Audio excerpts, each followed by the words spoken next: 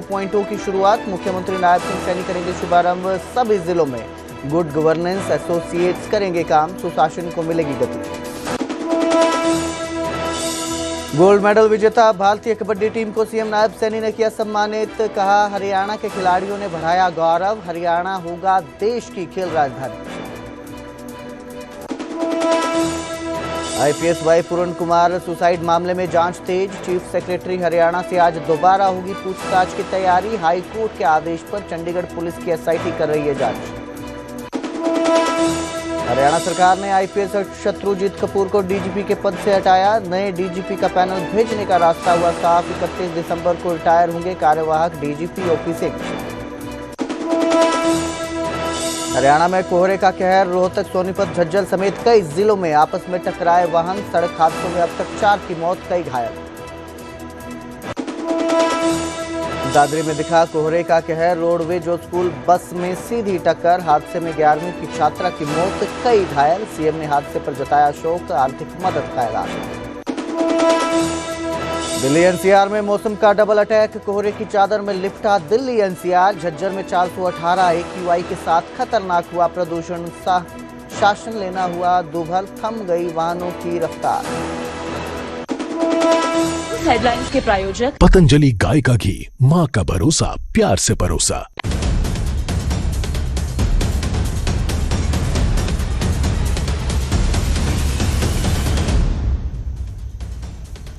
नमस्कार, स्वागत है न्यूज 18 पंजाब हरियाणा में। मैं आपके साथ कुलदीप भारद्वाज।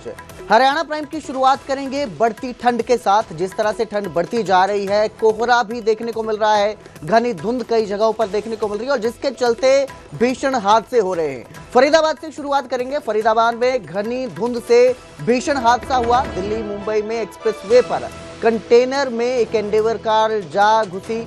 सुबह 8 बजे सिकरी के पास ये हादसा हुआ और तेज रफ्तार घनी धुंध इस हादसे की वजह बनी। दरअसल खराबी के चलते ये कंटेनर सड़क के किनारे खड़ा था, लेकिन तेज रफ्तार और घनी धुंध होने के कारण विजिबिलिटी कम थी। एंडेवर कार सवारों को कंटेनर नजर नहीं आया और ये सीधे उस कंटेनर में जा घुसे। इस हादसे में कार सवार 2 लोगों की मौत हो गई है। बेहद दर्दनाक ये हादसा है। तस्वीरें आपकी स्क्रीन पर हैं, आप देख सकते हैं एंडेवर कार किस तरह कंटेनर में घुसने के बाद चकनाचूर हो चुकी है। तो 2 लोगों की मौत हो चुकी है।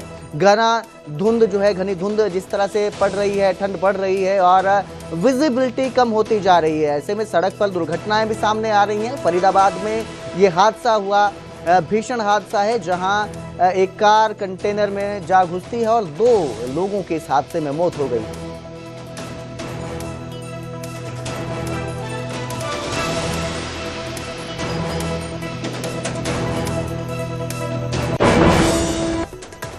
तो प्रदेश में धुंध अब जानलेवा बन चुकी है। धुंध की वजह से होते हादसों की संख्या लगातार बढ़ती जा रही है और शहर शहर धुंध का कहर देखने को मिल रहा है।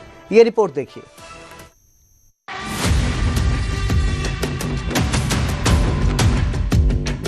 शहर शहर धुंध का कहर।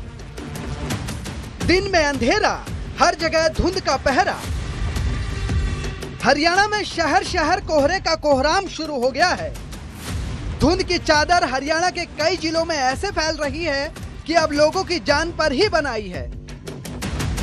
दिन में ही रात जितना अंधेरा हो रहा है, सड़कों पर सरपट भागने वाली गाड़ियों के पहिए अब रेंगने लगे हैं। धुंध इतनी प्रचंड है कि सामने सड़क दिखाई देना भी मुश्किल हो रहा है। दिल्ली एनसीआर में धुंध ने अपना असर दिखाना शुरू कर दिया है। आज गुरुग्राम में काफ़ी ज़्यादा धुंध है और यही वजह है कि हाईवे पर जो गाड़ियां चल रही हैं वो सभी गाड़ियां अपनी हेडलाइट ऑन करके चल रही हैं, क्योंकि आज सुबह से ही काफ़ी ज़्यादा धुंध है। पूरे दिल्ली एनसीआर पर एक तरह से धुंध की जो सफ़ेद चादर है वो छाई हुई है। आप देख सकते हैं ये नेशनल हाईवे नंबर 48 की तस्वीरें हैं, जहाँ पर जो आपको गाड़ियाँ आती हुई दिखाई दे रही हैं, सभी ने अपनी हेडलाइट ऑन की हुई है। फरीदाबाद से लेकर सोनीपत, पानीपत, झज्जर और चरखी दादरी तक धुंध का सितम बरकरार है। जींद, कुरुक्षेत्र और बहादुरगढ़ में भी धुंध से लोगों का हाल बेहाल है। अब तो धुंध की वजह से हादसों की तादाद भी बढ़नी शुरू हो गई है। विजिबिलिटी कम होने की वजह से सड़कों पर गाड़ियां धड़ाधड़ टकरा रही हैं। सोनीपत में तो धुंध की वजह से केएमपी एक्सप्रेसवे पर एक साथ 12 से ज्यादा गाड़ियां आपस में टकरा गई, जिसमें कई लोग घायल हो गए। ना कोहरा था, गाड़ी दिखी नहीं रही थी, बहुत स्लो चल रहा था, 20 की स्पीड में हो गए। अचानक उसने सामने वाले ने ब्रेक मारी, मेरी उसमें टकरा गई। कितने लोग घायल हुए लगभग? एक के बाद एक कई गाड़ियाँ, 10-12 गाड़ियाँ लाइन से पड़ी थी। इधर दादरी में कोहरा एक 11वीं की छात्रा की जान ही ले गया। भागवी गांव के पास धुंध की वजह से जब स्कूल बस और रोडवेज बस में टक्कर हुई तो हादसे में एक छात्रा की मौत हो गई और 20 स्कूली बच्चे घायल हो गए। बस ये बच्ची उसके लिए गई हुई थी, आज उनका स्कूल का टूर था, उसके लिए सुबह 8:30 बजे करीब गई थी। 9:30 पौने 10 बजे करीब हमारे पास मैसेज आ गया, ऐसे भाई एक्सीडेंट हो गया। बस उसके बाद फिर हम यहाँ पहुँचे, यहाँ पे आगे पता चला भाई ऐसे। सोनीपत और चरखी दादरी के अलावा जींद और बाकी शहरों से भी हादसों की ऐसी ही तस्वीरें सामने आई। इन हादसों में किसी ने अपनी जान गंवा दी तो कोई जिंदगी और मौत के बीच जंग लड़ रहा है। अभी भी कोहरे का सितम और इस कोहरे से लोगों की जान पर आने वाला संकट पूरी तरह से बरकरार है। Bureau report, news 18 Punjab Haryana.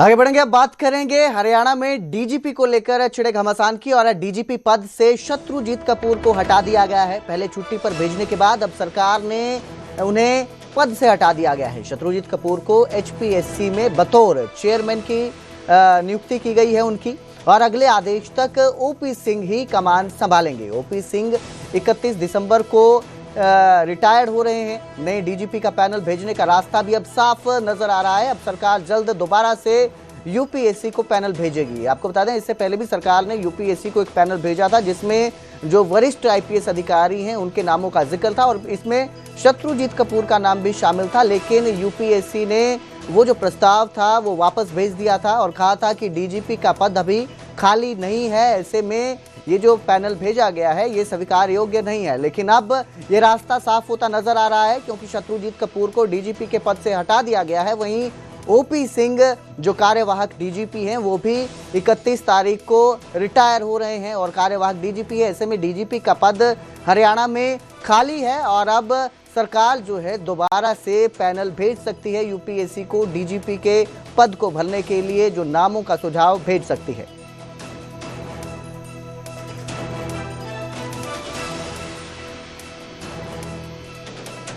IPS Y पूरन कुमार के सुसाइड मामले में बड़ी खबर सामने आ रही है। आज चीफ सेक्रेटरी अनुराग रस्तोगी से दोबारा पूछताछ हो सकती है। अनुराग रस्तोगी से दोबारा एसआईटी पूछताछ करेगी। इससे पहले भी एसआईटी ने पूछताछ की थी और अब दोबारा इस मामले में पूछताछ की जाएगी। आईपीएस वाई पूरन कुमार ने अपने आवास पर गोली मारकर सुसाइड कर दिया था और उन्होंने एक जो है लेटर लिखा था जिसमें उन्होंने 15 अधिकारियों के नाम लिखे थे, जिसमें आईपीएस और आईएएस अधिकारी शामिल थे, जिनमें डीजीपी शत्रुजीत कपूर का नाम भी शामिल था, जिसके चलते ये कार्रवाई की गई थी और उन्हें छुट्टी पर भेजा गया था और अब उन्हें डीजीपी के पद से हटा दिया गया है। इस मामले में चीफ सेक्रेटरी अनुराग रस्तोगी से आज दोबारा पूछताछ हो सकती है। इससे पहले भी उनसे पूछताछ हुई थी, सचिवालय में जाकर एसआईटी की टीम ने उनसे कुछ दिन पहले पूछताछ की थी और अब एक बार दोबारा उनसे पूछताछ होगी। इसी मामले को लेकर ये पूछताछ हो रही है, जांच तेज कर दी गई है। इस खबर पर ज्यादा जानकारी के लिए मेरे सहयोगी अंकित दुदानी हमारे साथ जुड़े हैं। जी अंकित, आज दोबारा से पूछताछ होगी और कुछ दिन पहले भी इनसे पूछताछ की गई थी, सचिवालय में जाकर ये पूछताछ हुई थी। आज किस तरह से ये पूछताछ होगी? उन्हें हेडक्वार्टर बुलाया गया है या दोबारा से सचिवालय जाकर एसआईटी की टीम पूछताछ करेगी? बिल्कुल, आज हेडक्वार्टर पर बुलाया गया है और चंडीगढ़ की जो एसआईटी बनी हुई है उसने आज पुलिस हेडक्वार्टर पर उन्हें बुलाया है चीफ सेक्रेटरी को और आज पूछताछ हो सकती है। तो अभी टाइम डिसाइड नहीं हुआ है या टाइम डिस्क्लोज नहीं किया गया है कि किस समय वो आएंगे, लेकिन आज पूछताछ तय है। आज पूछताछ होगी क्योंकि कुछ दिन पहले भी हमने देखा था कि सचिवालय में जाकर के एसआईटी ने पूछताछ की थी और केवल चीफ सेक्रेटरी ही नहीं और बाकी जो भी अफसर हैं जिनका नाम सुसाइड केस सुसाइड लेटर के अंदर लिखा था, आखिरी नोट में लिखा था, वाई पूर्ण कुमार ने, IPS वाई पूर्ण कुमार ने, उन सबसे लगातार पूछताछ हो रही है और एक एक करके उनसे पूछताछ हो रही है। तो उसी कड़ी के अंदर आज चीफ सेक्रेटरी अनुराग रस्तोगी से पूछताछ होगी। जी अंकित, परिवार की तरफ से क्या कहा जा रहा है? जिस तरह से जांच चल रही है, काफी समय हो गया है सुसाइड को किए हुए, जिस तरह से जांच चल रही है, क्या परिवार संतुष्ट नजर आ रहा है जांच से? बिल्कुल, परिवार कहीं ना कहीं संतुष्ट नहीं था। 2 महीने से ज्यादा का समय हो गया है और इन अफसरों से, जो कि बड़े बड़े अफसर हैं, उनसे कोई पूछताछ नहीं हुई थी। इसी वजह से परिवार ने ऐतराज जताया था, SSP से मिलकर भी ऐतराज जताया था कि क्यों नहीं पूछताछ की जा रही है, 2 महीने बीत चुके हैं। लेकिन उसके बाद कहीं ना कहीं कह सकते हैं कि चंडीगढ़ पुलिस जो है, चंडीगढ़ SIT जो है वो हरकत में आई है और उसी के बाद से लगातार जो अब एक एक करके अफसरों से पूछताछ हो रही है। जी बहुत बहुत शुक्रिया इस तमाम जानकारी के लिए अंकित। तो फिलहाल आज दोबारा पूछताछ होगी और लगातार इस मामले में जांच चल रही है, अधिकारियों से पूछताछ की जा रही है और पहले भी इनसे पूछताछ हो चुकी है। अब देखना है कि पूछताछ के बाद ये जांच आगे कहां तक बढ़ती है और कब तक जो SIT बनी है वो किसी निष्कर्ष तक पहुंचती है। तो वहीं आज मुख्यमंत्री नायब सिंह सैनी सोनीपत जाएंगे। सोनीपत में सुशासन सहयोगी कार्यक्रम 2.0 की शुरुआत करेंगे। सभी जिलों में गुड गवर्नेंस एसोसिएट काम करेंगे। सुशासन को नई गति और दिशा देने का ये एक प्रयास है, जिसके तहत ये कार्यक्रम जो है उसकी शुरुआत की जाएगी। मुख्यमंत्री नायब सिंह सैनी इसका शुभारंभ करेंगे। CM सुशासन सहयोगी कार्यक्रम 2.0 की ये शुरुआत होगी। ये एक प्रयास किया जा रहा है कि जिस तरह से प्रशासन में काम हो रहा है उसको सही दिशा देने का एक प्रयास किया जा रहा है और इस प्रयास के तहत सभी जिलों में गुड गवर्नेंस एसोसिएट्स काम करेंगे।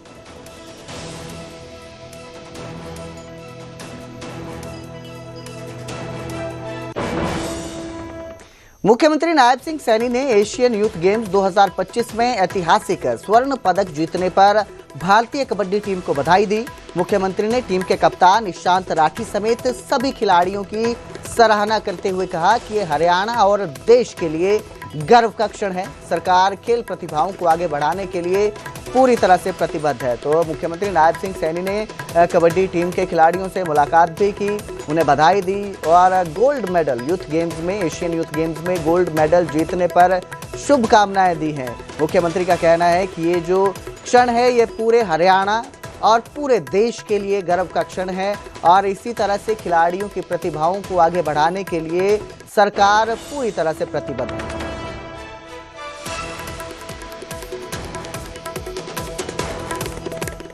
हरियाणा के कैबिनेट मंत्री अनिल विज के काफिले में घुसे एक काले रंग की गाड़ी ने टक्कर मार दी। हालांकि इस घटना में विज को कोई चोट नहीं आई, लेकिन इस टक्कर के बाद तुरंत विज के काफिले में शामिल सुरक्षा कर्मियों ने गाड़ी को घेर लिया और चालक को पकड़ लिया। चालक STF में तैनात है। फिलहाल पड़ाव थाना पुलिस इस मामले की जांच कर रही है। तो ये सिंध एक तरह से काफिला है मंत्री का और इसमें किसी तरह की गाड़ी का घुसना जो है काफ़ी हैरानीजनक मामला रहता है। फिलहाल पुलिस जो है उसने इस मामले में जांच शुरू कर दी है। सुरक्षा कर्मियों ने गाड़ी को घेर लिया था और चालक को पकड़कर पुलिस के हवाले सौंप दिया गया है। मेष नगर प्रोग्राम से आ रहे थे, जब वो महाराजा ढाबे से टर्न लिया तो पायलट स्कॉट गाड़ी आगे निकली तो एक राजेंद्र नाम का व्यक्ति था, जिसका बाद में पता लगा वो STF में सब इंस्पेक्टर है। और जब वो क्रॉस करने लगा तो उसने एकदम कट मारा तो मंत्री जी गाड़ी पे आगे टच हो गया। तो हमने तुरंत मौका पर जाकर उसको काबू किया और मुकदमा दर्ज करके उसको शामिल अनुसंधान कर लिया है और आगे की जो भी कार्रवाई होगी नियमानुसार की जाए।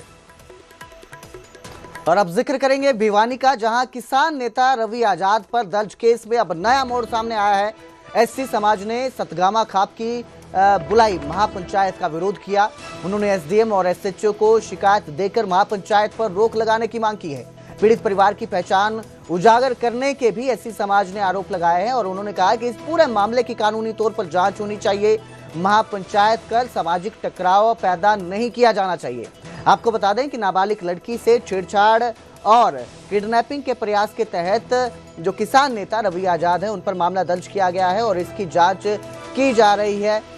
जो मांग है SC समाज की कि इस पूरे मामले में निष्पक्ष जांच होनी चाहिए। किसी तरह की महापंचायत के साथ बुलाने के बाद कानूनी तौर पर पंचायत होनी चाहिए, ना कि टकराव होना चाहिए किसी तरह का जो दोनों समाज हैं उनके बीच। तो इसको लेकर ये आज जो उन्होंने शिकायत दी है, एक पत्र भी लिखा है एसडीएम और एसएचओ को जो पंचायत बुलाई गई है उस पर रोक लगाने की मांग की गई है। दरअसल नाबालिग लड़की ने आरोप लगाए थे छेड़छाड़ करने के और इसी के तहत उन पर केस दर्ज किया गया है।